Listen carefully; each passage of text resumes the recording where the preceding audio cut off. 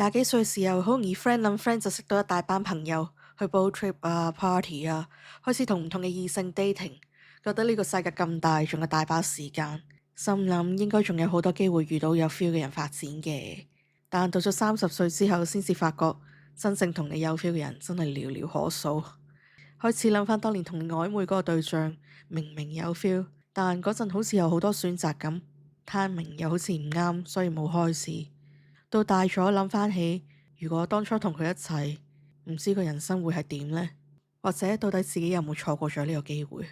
講到呢度，唔知你會諗起邊個呢？大家好，我係秋秋，今集我會同大家分享嘅電影係《One Day 情若一天》。你睇見嗰張海報，可能又係以為嗰啲不切實際嗰啲浪漫愛情故事，但其實呢套戲真正想講嘅係人生。女主角 Emma 係一個好 nerdy 嘅乖學生。畢業咗之後，意外咁樣識咗同佢性格相反嘅男主角 Dexter，一個自由不羈嘅浪子。兩個人之間嘅 chemistry 好勁，但係愛情觀就完全唔一樣。一個就想要好 stable 啲 relationship，另外一個就梗係想趁住後生試下啲唔同嘅新嘢啦。本身佢哋以為可以 enjoy 嗰刻嘅激情，其他嘢到時先再算啦。但係最後都冇發生過任何嘢。交換咗電話之後，覺得第時一定都會再見㗎啦。雖然佢哋冇發展成為情侶，但係都 keep 住做好朋友嘅角色，而且每年嘅7月15號佢哋都會見面一次。一年又一年咁樣過去，大家分別喺唔同嘅地方嗰度生活，追求自己嘅夢想。咁當然啦，現實一定會潑佢哋冷水嘅，所以佢哋都會 keep 住講電話，互相扶持一下。但係兩個人嘅生活步伐都慢慢變得唔同，有時見到同齡嘅人好似生活上晒軌道咁樣，自己就好似仲係一塌糊塗。覺得好似落後於人，所以就算 Emma 同埋 Dexter 隔咗咁多年都仲有 chemistry， 咁又點啊？timing 唔啱就唔啱噶啦，幾有 feel 都冇計。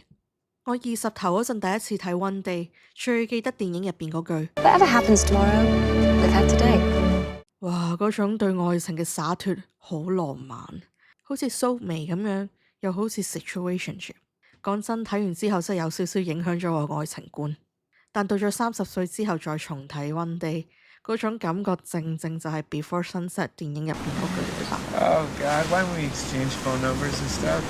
Why didn't we do that? Because we were young and stupid. You think we still are?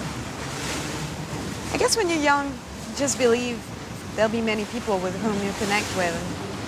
And later in life, you realize it only happens a few times. 哇，係咪中到咁啊？嗰陣睇真係唔明嘅，而家睇翻轉頭真係中晒。兩個人識咗20年，仲可以 keep 住呢種關係，真係幾咁難得。